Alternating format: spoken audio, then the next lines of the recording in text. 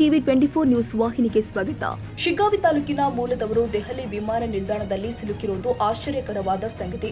ಶಿಗ್ಗಾವಿ ಕಳೆದ 5 ದಿನಗಳಿಂದ ಇಂಡಿಗೋ ವಿಮಾನಗಳ ಹಾರಾಟದಲ್ಲಿ ವ್ಯತ್ಯಯವಾಗಿದ್ದರಿಂದ ಶಿಗ್ಗಾವಿ ಮತ್ತು ತಾಲೂಕಿನ ವಿವಿಧ ಗ್ರಾಮಗಳ ಜನ ದೆಹಲಿ ವಿಮಾನ ನಿಲ್ದಾಣದಲ್ಲಿ ಸಿಲುಕಿಕೊಂಡು ಪರದಾಡುವಂತಾಗಿದೆ. ಕಳೆದ 8 ದಿನಗಳ ಹಿಂದೆ ವಿವಿಧ ಬೀಜ ಮತ್ತು ಔಷಧಿ ಕಂಪನಿಗಳ ಮೂಲಕ ಕ್ಷೇತ್ರ ವೀಕ್ಷಣೆಗೆಂದು ಪ್ರವಾಸ ನಡೆಸಿದ್ರು.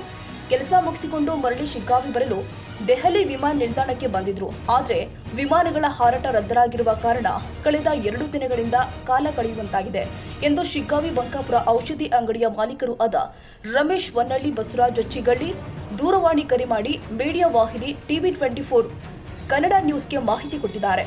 ಕರ್ನಾಟಕದ ಸುಮಾರು 110 ಜನರಿದ್ದು ಇಂಡಿಗೋ ವಿಮಾನಗಳ ಹಾರಾಟದಿಂದ ರದ್ದಾದ ಕಾರಣ ಪ್ರವಾಸ ಮಾಡಲು ಸಾಧ್ಯವಾಗ್ತಾ ಇಲ್ಲ. ಇತರ ವಿಮಾನಗಳಿಂದ ಬರಲು 10,000 ಪ್ರಮಾಣ ದರಕ್ಕೆ 60,000 ಕೇಳ್ತಾ ಇದ್ದಾರೆ. ನಿಲ್ದಾಣದಲ್ಲಿ ಸರಿಯಾದ ಕುಡಿಯುವ ನೀರು, ಊಟ ಸಿಗ್ತಾ ಇಲ್ಲ. ಪ್ರತಿ ವಸ್ತುವಿಗೆ 10% ದರ ಹೆಚ್ಚಾಗಿದೆ. ಏನು ಮಾಡಬೇಕು ಎಂಬುದು ತಿಳಿಯದಾಗಿದೆ.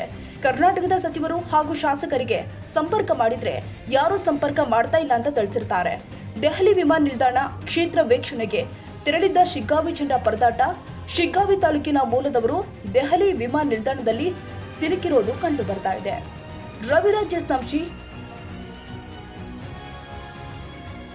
ಕನ್ನಡಿಗರ ಮೆಚ್ಚಿನ ನಿಮ್ಮ ಟಿವಿ 24 ಕನ್ನಡ ನ್ಯೂಸ್ ವಾಹಿನಿ ಇದೀಗ ಟಿವಿಯಲ್ಲಿ ಲಭ್ಯ.